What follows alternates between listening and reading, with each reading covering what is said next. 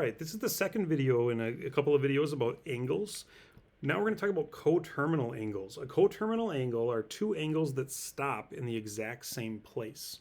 Two angles that end in the same terminal side. So basically 100 degrees, if we first plot this in standard position, remember I'm going to do a positive x-axis here, and then 100 degrees is about 10 degrees past 90, so it's going to be very close up here to that 90 degree angle. We're just a little bit past the y-axis, right? Well, again, that's just 100 degrees graphed in standard position. If I want a coterminal angle with that, what I need to do is go around a full loop, right? I need to go around a loop and then go my 100 degrees. Or basically take 100 degrees plus 360 degrees. So if we said 760 degrees, that would be a coterminal angle with 100 degrees.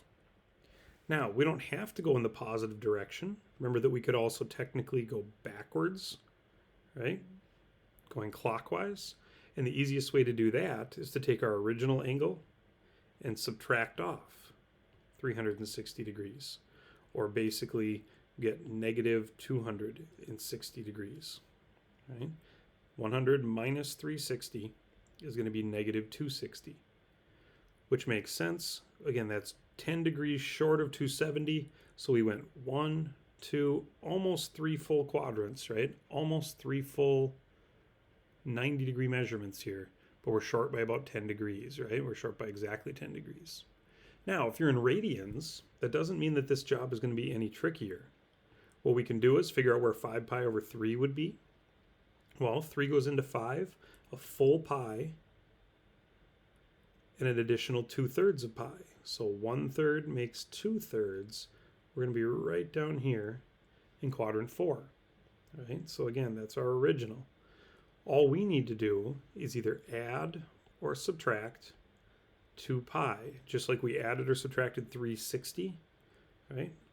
When we were in degrees, 2 pi is a full circle. So we want to add or subtract 2 pi.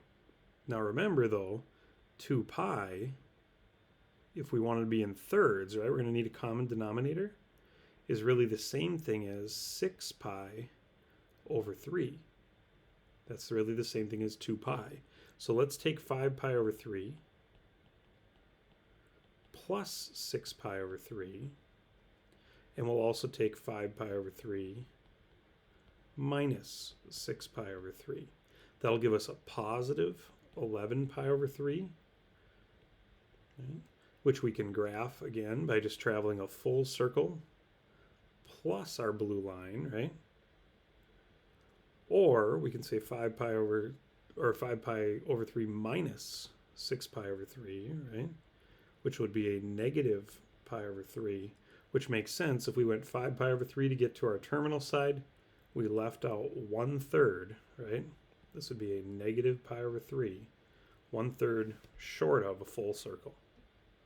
Again, that's the easy way to find coterminal angles. Add or subtract a full circle, whether or not you're in degrees or in radians. Don't forget in radians to make sure you have common denominators. Now, complementary and supplementary angles can also be very helpful. So let's talk about those very quickly. Remember that a complementary angle just means two angles that add up to 90 degrees. So if we're thinking about a 50 degree angle, it's a little bit past 45. Well, if this is 50, it takes another 40 degrees then, right, to reach 90. So I would say that 40 degrees, right, is a complementary angle to 50 degrees. And in that same way, well, at 50 degrees, again, it comes up just short of 90 there by 40 degrees. Remember that supplementary angles just add up to 180 degrees. So we're going to say, well, hey, if that's 50, what's the remaining angle to get you all the way down here to 180? Well, 180 minus 50, right? 180 minus 50 is going to leave you with 130 degrees, which should make sense. 90 degrees more than 40. We're just adding on a full quadrant here, right? Adding on that extra quadrant there in addition to the 40 degrees we made for that complementary angle. In radians, the same idea works. 3/8, well, 3/8 is 1/8 short of half, right? 4/8 would be a perfect half. So 3/8 is going to be approximately right here. And since, like we said, this takes another 1/8 of pi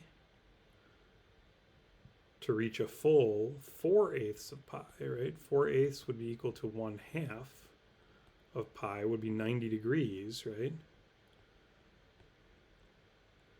Well, 1/8 of pi then is our complementary angle. Pi over 8 would be our complementary. And again, if 4/8 is halfway, right? 4/8 is 1 quadrant, right? 1/2 of pi. Well, that means that if we add 4/8 onto 1/8, 5/8, right? 5/8 of pi should be our supplementary angle. It's going to get us all the way to pi, right? 3/8 plus 5/8 would have been 1 full pi. I hope that helps you with complementary and supplementary angles. Again, if you have any questions, talk to your teacher. And if you want to learn a little bit about converting between degrees and radians, we'll have an additional video here, so make sure you watch them all. Have a great day.